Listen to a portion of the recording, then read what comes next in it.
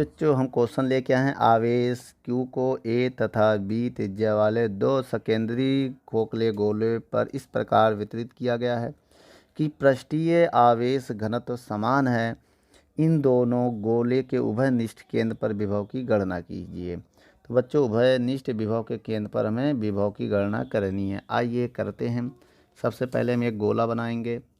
ठीक है, जैसे आपको बता दें, एक गोला ये है हमारे पास। ठीक है, और दूसरा मान लिया इसके अंदर है,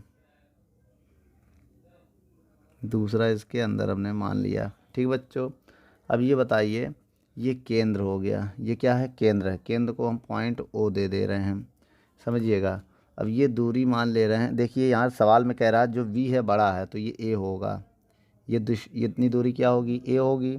और जो V है वो इतना मान ले रहे हैं, इसकी त्रिज्या जो है वो V है। क्या है? बड़े वाले की त्रिज्या V है। अब इस पर प्लस का Q आवेश है। कौन सा आवेश है? प्लस का Q आवेश है। ठीक है, और जो दूसरा गोला है बेटा उस पर भी प्लस का आवेश है, लेकिन Q2 है। क्या है बेटा? प्लस का Q2 आवेश है। ये आप समझ लीजिएगा। अब यहाँ पर ये देखिए, केंद्र O है। अब यहाँ पर दोनों के पृष्ठ घनत्व क्या है? समान है। क्या है बच्चों? पृष्ठ घनत्व दोनों के समान है। अब लेकिन आवेश की बात करें, अगर उभयनिष्ठ आवेश की बात करें, हम क्या करें?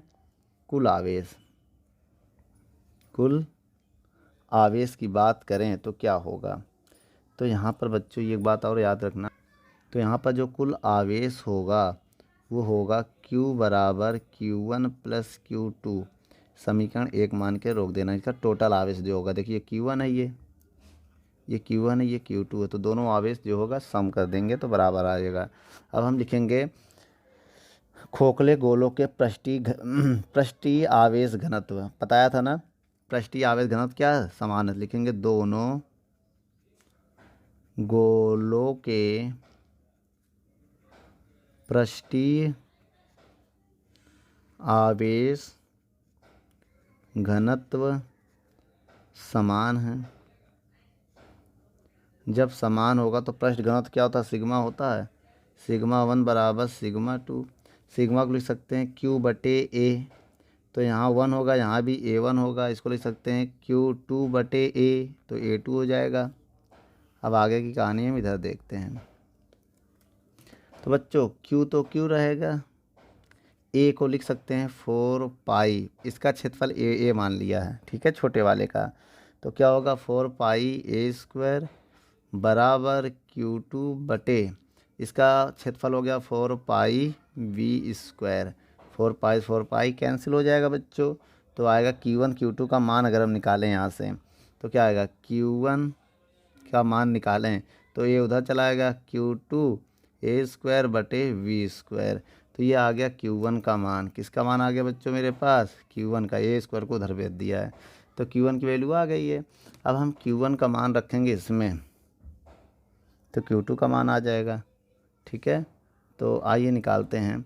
समीकरण 1 में, समीकरण 1 में Q1 का मान रखने पर, मान रखने पर रखो बच्चों मान। जब मान रखेंगे तो क्या आएगा? Q बराबर Q1 को लिख सकते हैं Q, देखो Q1 की जगह रखने जा रहे हैं Q A square B square plus Q2 common कर ले रहे हैं हम। जब Q2 कॉमन करेंगे तो अंदर आएगा A स्क्वायर बटे V स्क्वायर प्लस 1। यहाँ एलसीएम लेंगे बच्चों तो Q बराबर क्या आएगा? Q2 एलसीएम जब लेंगे हम B स्क्वायर, नीचे मानेंगे 1, इसका यहाँ मल्टीप्लाई करेंगे, इसका इधर मल्टीप्लाई करेंगे। जब इसका इसमें मल्टीप्लाई करेंगे A स्क्वायर, इसका इसमें मल्टीप्लाई करेंगे तो V स्क्वायर होगा बच्चों। अब यहाँ से Q2 का मान निकालेंगे हम। जब यहाँ से Q2 का मान निकालेंगे तो ये चीज़ गुणे में चला जाएगा, क्या? QV स्क्वायर हो जाएगा। इसको केवल हमने उधर भेजा अभी है, ये होगा A square plus V square. अब हम क्या करने जा रहे हैं बच्चों? ज़रा ध्यान से देखिएगा, ज़रा ध्यान से देखिएगा, भले ही ध्यान ना देना लेकिन देखना ज़रूर। यहाँ से Q2 का मान निकालेंगे, ये बटे में चला जाएगा, इसके कहाँ चला जाएगा? बटे में। तो Q2 बराबर आएगा, ये बटे में जाएगा इसके, तो QV स्क्वायर बटे ए स्क्वायर बी स्क्वायर। ये आ गया मान, किसका मान आ गया बेटा, Q2 का। किसका मान आ गया, Q2 का मान आ गया Q के पदे में।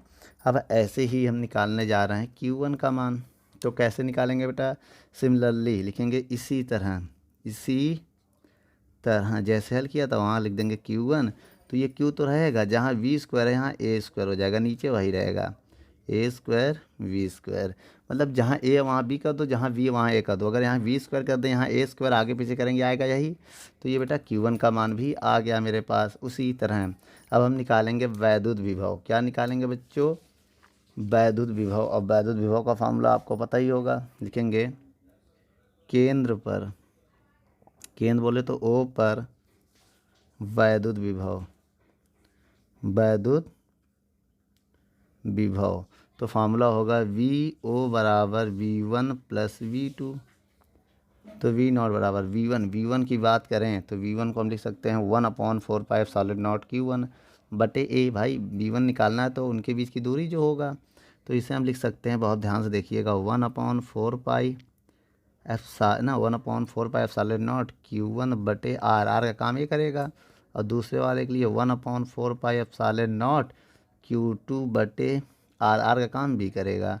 क्या कॉमन है पूरे से, देखिए 1/4πε0 कॉमन हो गया है। तो अंदर बचेगा Q1 बटे A प्लस Q2 बटे B। अब यहाँ मान रख दो, क्या लिखोगे, Q1 Q2 का मान रखने पर, किसका मान रखने पर बच्चों, Q1 और Q2 का मान रखने पर। रखो मान, आइए रखते हैं। जब मान हम यहाँ रखेंगे तो क्या होगा, चलिए आइए देखते हैं। देखो बच्चों, V0 बराबर कॉमन कर लिया ना हमने। चलिए तो बताइए आएगा क्या, मान रखने के बाद आएगा क्या, एलसीएम भी लेना पड़ेगा। आइए रखते हैं 1/4πε0, ठीक है, ब्रैकेट में Q1 का मान ये है। तो जब रखेंगे एक ए से ए कट जाएगा भैया, जब Q1 का मान रखोगे बटे में ए है, ऊपर है, एक ए से ए कट जाएगा तो बचेगा QA बटे ए स्क्वायर प्लस वी स्क्वायर। और नीचे एक ए था वो कट गया, कोई दिक्कत बच्चों, प्लस। अब जब बी की QB का मान रखेंगे बटे में V है, तो एक काम करो, V है ना, तो अब या तो एक V आप नीचे लगा दो तो Q बटे V का मान डायरेक्ट निकाल दोगे, यहाँ एक V बचेगा। अगर या Q2 का मान यहाँ रखोगे तो एक V से एक V कट जाएगा ना, तो आएगा QB बटे ए स्क्वायर प्लस वी स्क्वायर। अब नीचे सेम है तो एलसीएम ले लेना, एलसीएम ले लोगे तो क्या आ जाएगा, 1/4πε0, एलसीएम आएगा A square V square QA QB, यही तो आएगा। स्मॉल b है बेटा, स्मॉल b। अब एक काम करो, यहाँ से Q कॉमन कर लो, तो V0 बराबर हो जाएगा 1/4πε0, Q कॉमन कर लेंगे तो आएगा A प्लस B, और नीचे आएगा A square plus we square. ठीक है, ये आ गया मेरा आंसर, इसे आप नोट कर लो। और एक बात हम आपको बता दें, सबके नाम भी लिख लो। सबको पता है V0 क्या है, केंद्र पर विभव।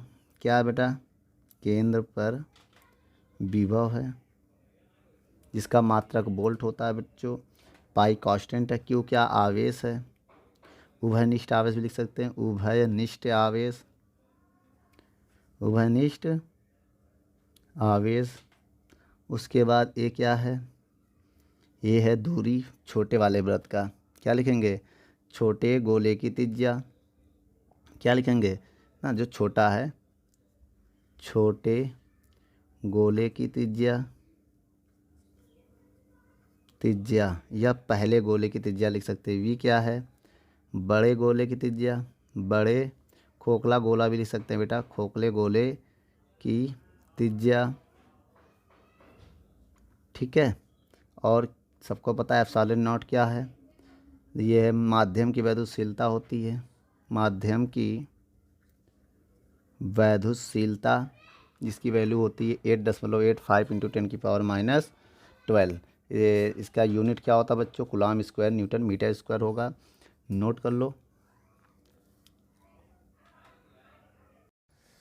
दोस्तों यदि हमारी वीडियो आपको अच्छी लगे तो लाइक शेयर एंड कमेंट करिए, और भी अगर आप किसी टॉपिक पे वीडियो चाहते हैं तो हमारे कमेंट बॉक्स में जाके कमेंट करें, तो हम उस पर बहुत ही जल्द से जल्द वीडियो को बनाएंगे। चलिए धन्यवाद।